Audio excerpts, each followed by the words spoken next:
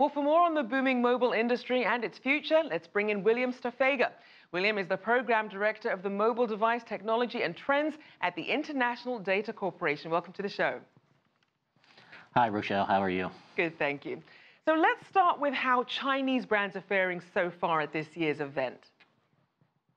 Well, in the U.S., they're certainly not faring well because of restrictions laid out by some of the cell phone companies that they're not going to use or sell a lot of the major Chinese brands. And this has been influenced partly by what's going on in Congress.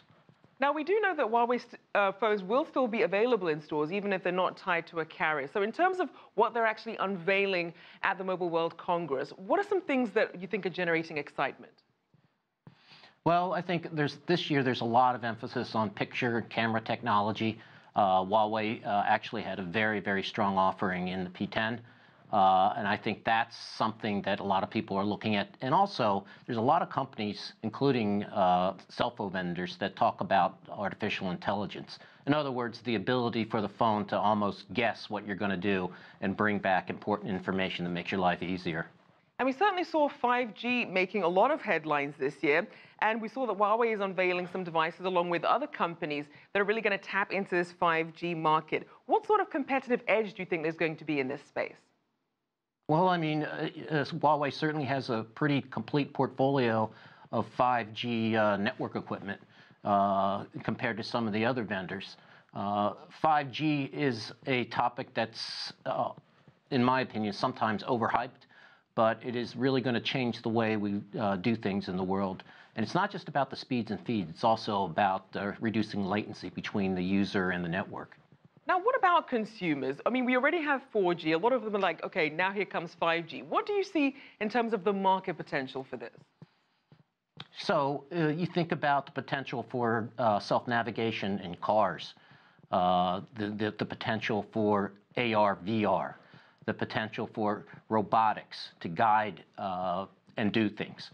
So I think that there's a lot of potential beyond just the phone. There's going to be lots of interesting things that are going to come up on the smartphone because you're going to have, like I said, faster speeds and less latency. But I think the 5G, the story is actually beyond the smartphone to other new and different things that I just mentioned.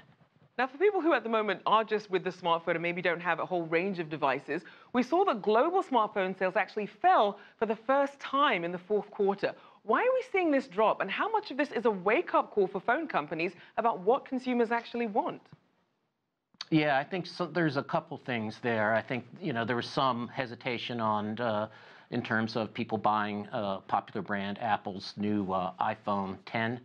But also, I think there's an overall slowdown as more and more people don't necessarily see anything new and don't want to spend on the same old, same old. And it is challenging for smartphone vendors to think of new and different applications. I think we're going to see some interesting things in the next 2 years, maybe even foldable screens. But right now, we've reached a plateau. Now, we are seeing a lot more partnerships between your traditional phone companies and then also these tech companies. So tell us about some of the global partnership opportunities that the Mobile World Congress can really give rise to. I mean, I think what we're going to see is more partnerships that take advantage of two different types of media businesses. One, which will be obviously broadcast TV. That's, as we've seen in companies like AT&T. AT&T wants to be a phone company, but they also want to be an entertainment company. They want to become a company that brings you all the different types of content. And I think that is where we're going to see some very interesting things. But also, I think we're going to see the match between, say, industrial companies, maybe even elevator companies or any other company that needs to monitor its machines. So we'll see a lot of applications and services built up around IoT. And that's not just one company or one network that can do that. We're going to see a lot of partnerships in that regard.